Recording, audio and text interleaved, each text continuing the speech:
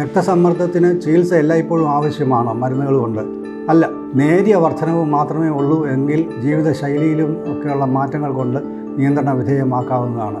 കൃത്യമായിട്ടുള്ള വ്യായാമം, പുകവലി അല്ലെങ്കിൽ മദ്യപാനം അമിതമാണ് എന്നുണ്ടെങ്കിൽ അത് പാടെ ഉപേക്ഷിക്കുക, പൊണ്ണത്തടി കുറയ്ക്കുക, വെയിറ്റ് നിയന്ത്രണ വിധേയമാക്കുക, മാനസിക പിരിമുറുക്കം ഒഴിവാക്കാനായിട്ടുള്ള ഉപാധികൾ, സംഗീതം അല്ലെങ്കിൽ യോഗ മുതലായവ പ്രാക്ടീസ് ചെയ്യുക. ഇവയെല്ലാം തന്നെയും മരുന്നുകളില്ലാതെയുള്ള നോൺ ഫാർമക്കോളജിക്കൽ ട്രീറ്റ്മെൻറ്റ് എന്ന് പറയും. അവയിലൂടെ ഉയർന്ന രക്തസമ്മർദ്ദം നിയന്ത്രണ വിധേയമാക്കാവുന്നതാണ്. എന്നാൽ ചില ആൾക്കാരിൽ വളരെയധികം ഉയർന്ന രക്തസമ്മർദ്ദമാണ് ഉള്ളത് എങ്കിൽ, അല്ലെങ്കിൽ ഈ നോൺ ഫാർമക്കോളജിക്കൽ മെഷേഴ്സ് കൊണ്ട് നിയന്ത്രണ വിധേയമാക്കാൻ സാധിച്ചില്ല എന്നുണ്ടെങ്കിൽ മരുന്നുകളുടെ ആവശ്യമുണ്ട്.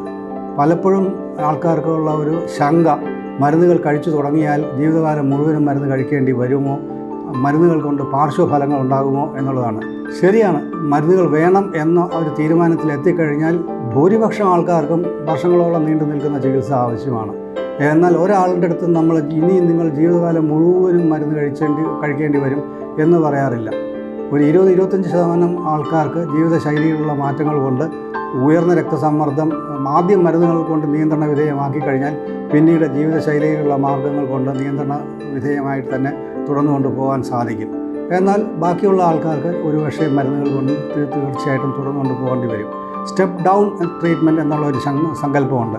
അതായത് മരുന്നുകളുടെ അളവ് കുറയ്ക്കാൻ സാധിക്കും വർഷങ്ങൾ കഴിയുമ്പോൾ. മരുന്നുകൾക്ക് പാർശ്വഫലങ്ങൾ ഇല്ല എന്ന് ആർക്കും പറയാൻ പറ്റത്തില്ല.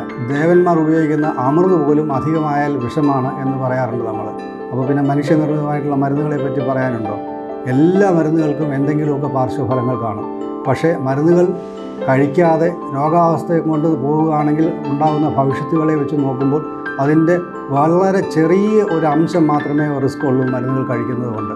അതിനാൽ തീർച്ചയായിട്ടും ഡോക്ടറുടെ നിർദ്ദേശത്തിനനുസരിച്ച് മരുന്നുകൾ തുടർന്ന് കഴിച്ചുകൊണ്ടേ ഇരിക്കേണ്ടതുമാണ്.